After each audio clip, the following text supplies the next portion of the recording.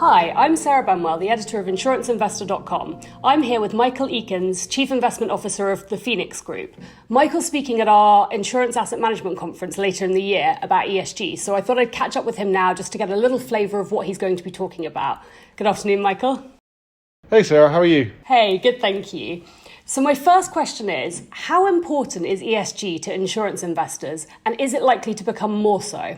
Look, that's a really great question. And the reality is that the whole topic of ESG is incredibly important to insurance investors. And that really emanates from three principal areas. One is our customers demand us to have the best-in-class ESG capabilities in terms of the long-term investment solutions that we provide to them.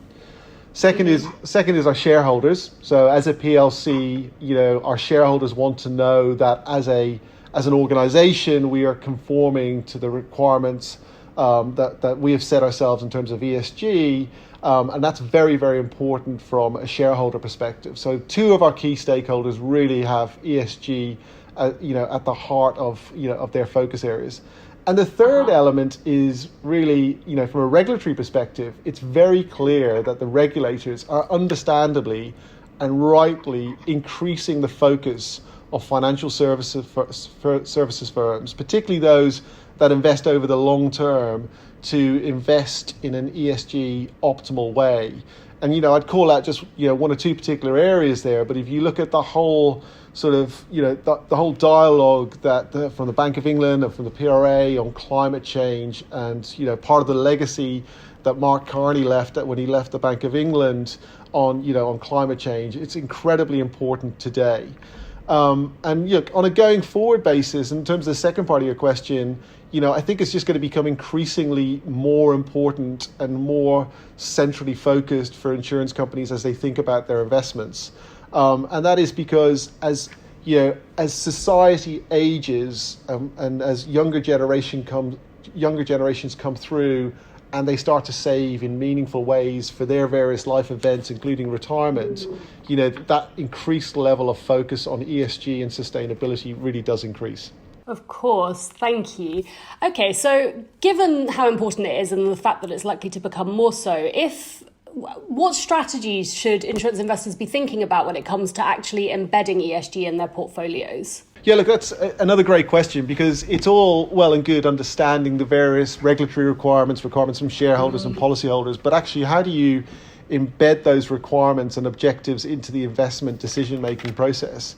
And really, the way in which, the best-in-class way to do that is to really come at it from two angles. One is to have a top-down approach. So as a group, as a corporate, we have our ESG principles, our requirements, our objectives, which we articulate and report on a frequent basis alongside our financial results. The second then is bottom-up. So actually doing bottom-up analysis within each of the investment portfolios and really ascertaining from a bottom-up perspective if the investment choices that we're making, whether it by asset class or individual assets or exposure to companies or sectors, is appropriate. And I think the way in which you embed that ESG framework is a combination of the bottom-up and the top-down. And I'd say the third overlay I'd say there is really making it a key part of the incentive framework for the investment professionals. So making it very clear to the portfolio managers who are going out there originating assets that it's not just simply sufficient for them to originate assets in isolation, but that in isolation and have the right economic characteristics. But you also need to have ESG and hard ESG objectives. You very often hear about soft ESG objectives, but making sure that the people who are actually originating and managing the assets have those hard ESG objectives, which overlays the top-down and the bottom-up approach. Got it. Great, thank you. And then last one. So when you think about those principles and how you build your ESG strategies, is it more impactful to boycott or to collaborate? Yeah, another really great question, and a tough question, to be fair. I mean, look, I think, there's certain areas and certain sectors that, our policyholders, our shareholders, our regulators, and we as institutional investors just don't have appetite to invest in. And there you give them a wide berth. I think we really do favor more the collaborative approach. So actually working with companies that we've invested in, either in the equity or debt part of the capital structure, over the long term, to understand how they're going to transform their businesses into businesses which are sustainable over the long term.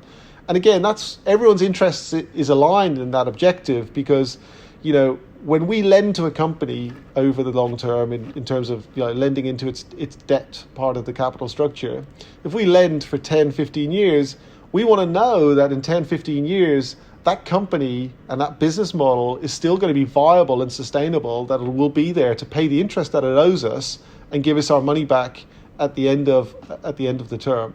So I think, look, in terms of the balance between boycott and collaboration, clearly there are some asset classes, some sectors, some companies which organizations and large institutional investors, particularly those managing money on behalf of individuals over the long term, just don't have an appetite for. And as I said, very simple, you can give those a wide berth.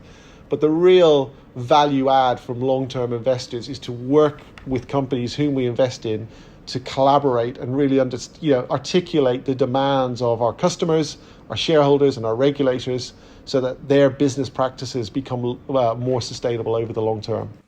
Perfect, great. That was so interesting, and I look forward to hearing more from you later in the year.